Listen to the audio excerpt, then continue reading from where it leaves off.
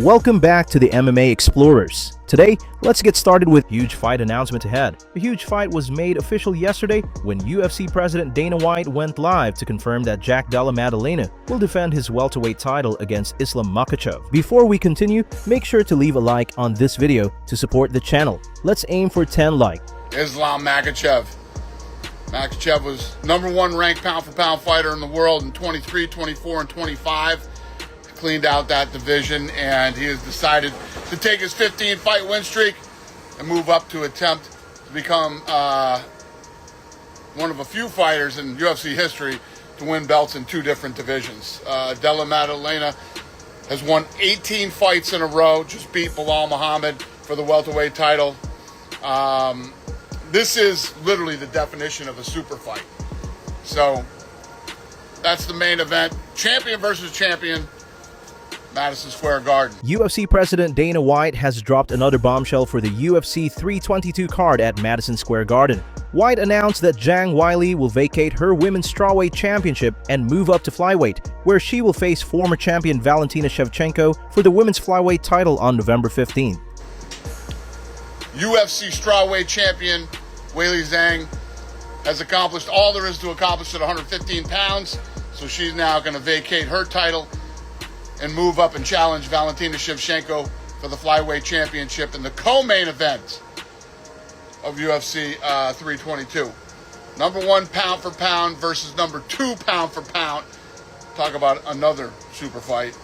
Shevchenko's the best flyweight in UFC history and holds basically every record in the division, including most wins, most knockouts, most takedowns, and Weili is the first Chinese champion ever and one of the most dominant strawweight champions in UFC history.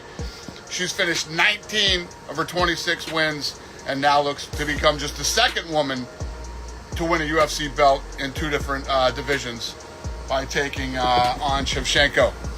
So, UFC 322, 2 super fights, November 15th in New York City, Madison Square Garden.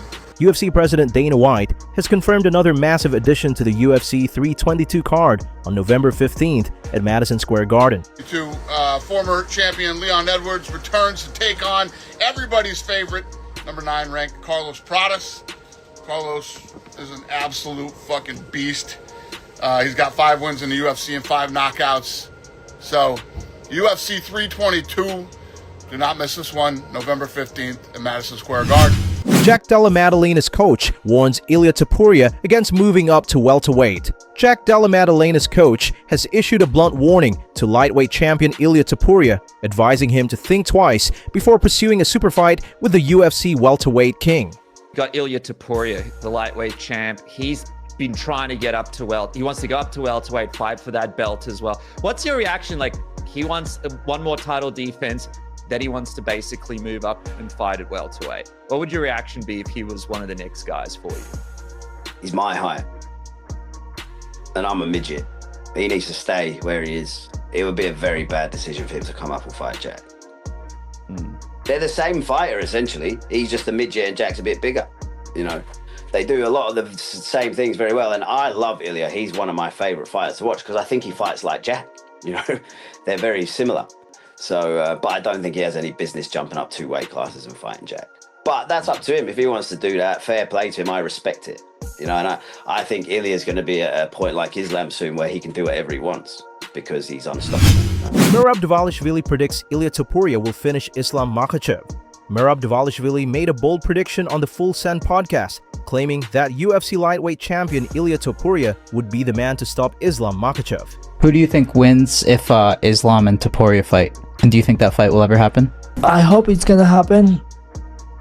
And it's gonna be a tough fight for Ilia, for sure. It won't be easy, but Ilia have a big chance. Like I said before, Ilia make you either shoot him like a wrestling, which is he will stop, or Ilia will go forward and Islam has to strike with him, and then striking, we all know how Ilia fights and how dangerous he is and how knockout power he have.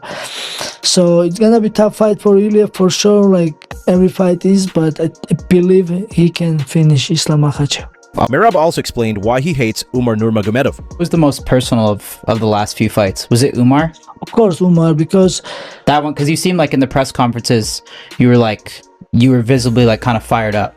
yeah, because Umar, I know him a long time, and I always show him my respect. And as a man, like we don't care anything else. We just want to respect, and especially, I was fighting always next contenders, and I got here for my work, and Umar, he's a good fighter, but he got pushed because of he's Khabib's cousin, and that's hyped him, and then when he disrespect me, I was mad about that, So go back to Umar. There is so many good fighters in UFC, like Bautista, but he has to work to get what he deserved, and everybody else. There is the other guys also. They work very hard, and but because of they don't have a cousin like Khabib, they don't give him title fight. So and then he was disrespecting me, and especially in Twitter and the internet, and I was very mad about him, and that was personal for sure. Darren Till says Islam Makhachev would be a tougher fight for Khamzat than Ankalaev. Former UFC middleweight Darren Till shared his thoughts on potential future matchups for close friend Khamzat Chimaev, suggesting that a welterweight clash with Islam Makhachev would be far more dangerous than a move up to face Magomed Ankalaev at light heavyweight. Who do you reckon at 70 would give him a challenge? I reckon Islam, if Islam's at 70, I reckon that'd be a good fight. And obviously Ankalaev up at 205 would probably be the one as well. Ankalaev the champ, yeah. But I think he beats Ankalaev. I think Islam's a hard fight for him.